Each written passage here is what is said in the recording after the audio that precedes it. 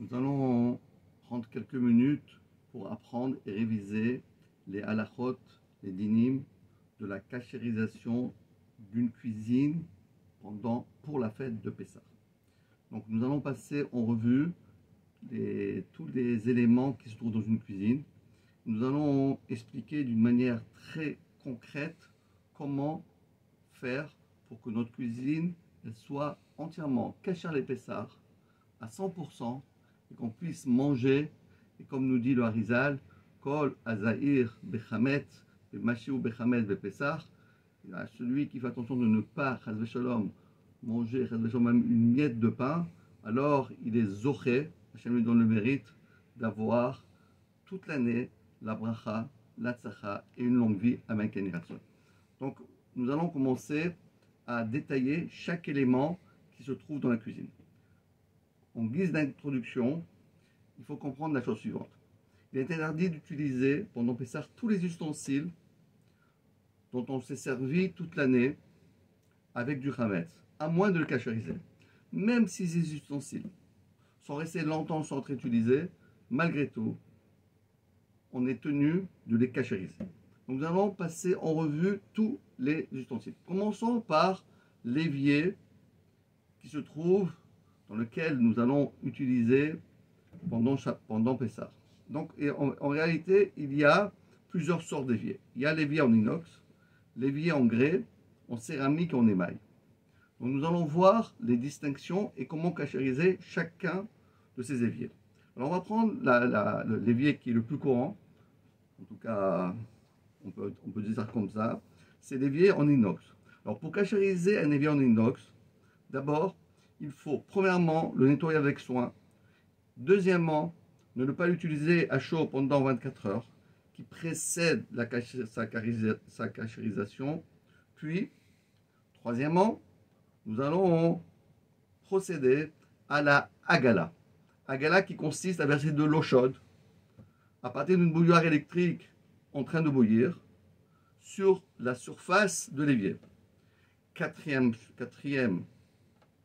point, on rince ensuite l'évier à l'eau froide. Donc ces 4 points, c'est les bases de la cachérisation de ce qu'on appelle la hagala. En plus de cette hagala, qui après avoir fait ces 4 points, évidemment notre évier est cachère, il y a certains qui ont l'habitude de recouvrir, c'est-à-dire de mettre dans l'évier des bacs réservés pour Pessah. Mais encore une fois, ce n'est qu'une khumra, ce n'est pas une obligation stricte, puisqu'on a cachérisé. Maintenant, il y a encore 2 points pour terminer avec ce sujet de cachériser l'évier. Premier, il est souhaitable de verser de la javel dans l'évier afin de rendre inconsommable le chametz qui se trouve dans les évacuations.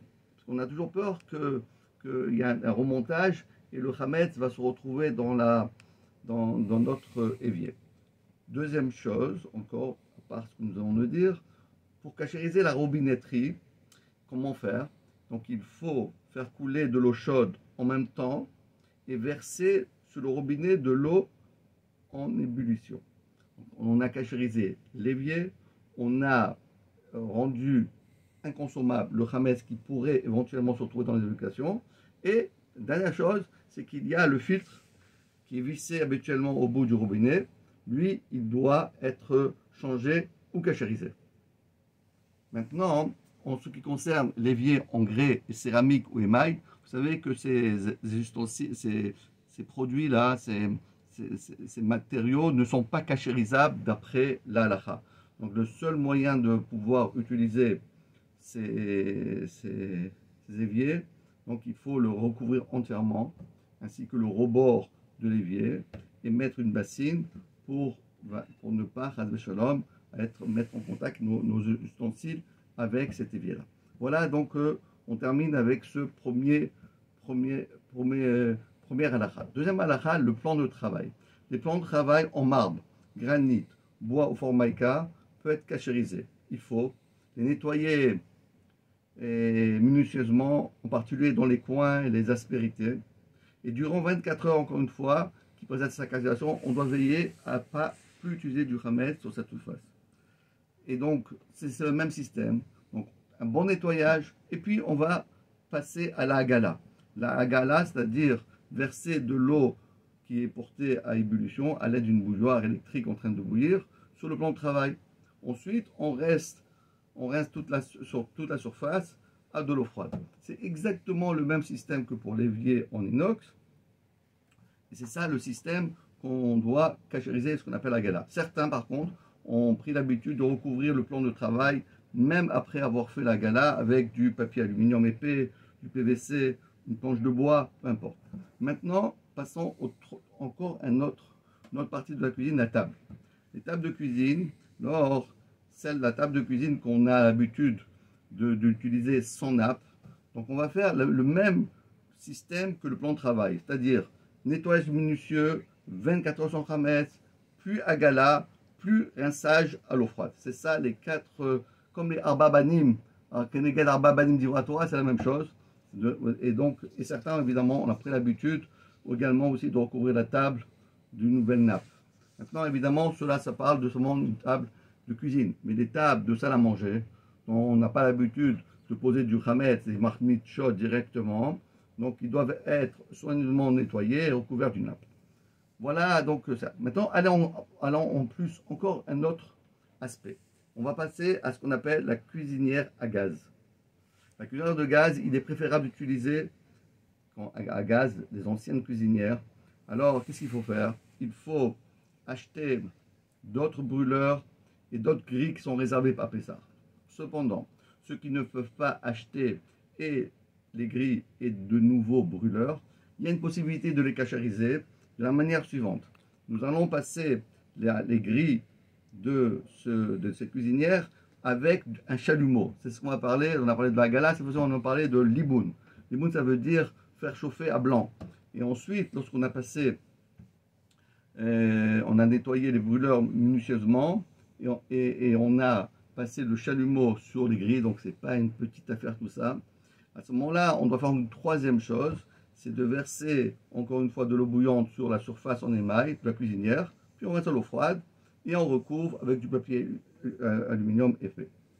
Donc en plus, certains ne sont pas encore sûrs d'avoir obtenu une cachérisation totale parce qu'avec un chalumeau, ce n'est pas toujours évident. Donc ils ont l'habitude de recouvrir les grilles avec du papier aluminium.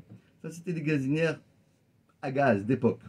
Aujourd'hui, les gazinières électriques, c'est beaucoup plus facile à cachériser. Nous allons voir deux sortes de cuisinières, les cuisinières électriques et les vitrocéramiques. Donc les cuisinières électriques, on nettoie la plaque de cuisson et la surface émaillée de la cuisinière minutieusement. Puis on laisse allumer les plaques à la température maximum durant 1 heure. Enfin, on procède à la gala sur la surface en émail de la cuisinière et on reste ensuite avec de l'eau froide, puis on recourt avec du papier aluminium épais. De cette manière, la cuisinière électrique est cachée à l'épaisseur. La vitrocéramique, cette fois-ci, par contre, il y a une grande différence entre le minag des Sfaradim et le minag des Ashkenazim. D'après le minag des Sfaradim, on peut cachériser ce genre de plaque de cuisson.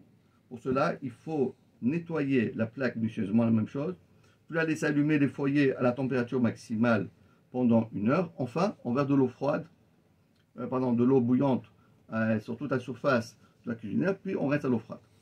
Et selon les minags des Ashkenazim, cette plaque est en verre, et d'après les Ashkenazim, on ne peut pas cachériser le verre à Pessah, donc il n'est pas cachérisable pour Pessah.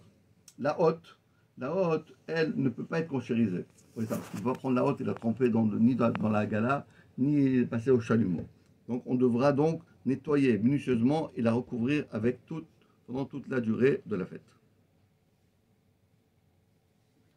Le micro-ondes, on ne peut pas cachériser un micro-ondes pour Pessah. Cependant, ceux qui ont, dans des cas exceptionnels, se trouvent dans des endroits exceptionnels, alors à ce moment-là, certains décisionnaires autorisent la cachérisation en laissant bouillir. Comment faire? On va laisser bouillir un récipient contenant un mélange d'eau et de produits corrosifs, par exemple de javel, jusqu'à évaporation. Et à ce moment-là, le micro-ondes est cachère. Cependant, durant Pessah, il faut quand même veiller à ne pas déposer dans le micro-ondes que des réceptions totalement hermétiques. Donc on va recouvrir les aliments avant de les mettre dans le micro-ondes. Le four. Alors maintenant, le four, c'est un des sujets très importants pour la fête de Pessah. Donc pour ce qu'il en est d'un four, donc il y a des fours à catalyse et à pyrolyse. Les fours normaux qui sont à catalyse, cela, d'après la halakha stricte, est très difficilement cachérisable. Donc, on ne va pas rentrer. C'est vrai qu'on peut trouver certains dictionnaires, qu'on peut trouver des coulottes, mais ce n'est pas conseillé comme le disent nos rabbinim. Cependant, lorsqu'on a un four à pyrolyse et la pyrolyse monte à 450 degrés, donc il faut faire une pyrolyse maximum 2 heures, 1 heure et demie, 2 heures, au maximum, c'est-à-dire 450-500 degrés. À ce moment-là, c'est les khatrila, le four, et cachère l'épaisseur. Évidemment, la porte, comme on appelle la porte bien froide, elle doit être recouverte avec du papier aluminium épais.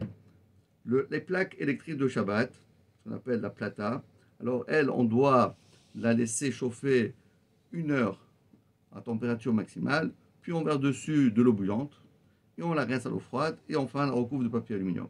Les réfrigérateurs et congélateurs, c'est beaucoup plus facile, il faut simplement les nettoyer à fond. Certains ont pris l'habitude de recouvrir les étagères avec du papier, et ça devient plus facile puisque c'est à froid, c'est pas chaud.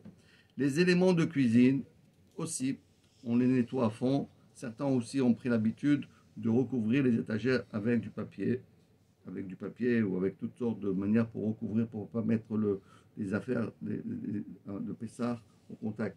Et la dernière chose que nous allons voir ce soir, c'est le lave-vaisselle. Alors le lave-vaisselle, comme dit tous les Sfarim, Agdoshim, tous les Rabbanim, nous disent on n'a pas tellement l'habitude pendant Pessah d'utiliser le lave-vaisselle de toute l'année parce que c'est très difficile de cachériser un lave-vaisselle. Donc les khatrila pour 8 jours, ou bien on va offrir à sa femme un nouveau lave-vaisselle à Cachéry Pessah, ou bien on va revenir un peu à l'époque de la sortie d'Égypte et on va sans même faire les kélim.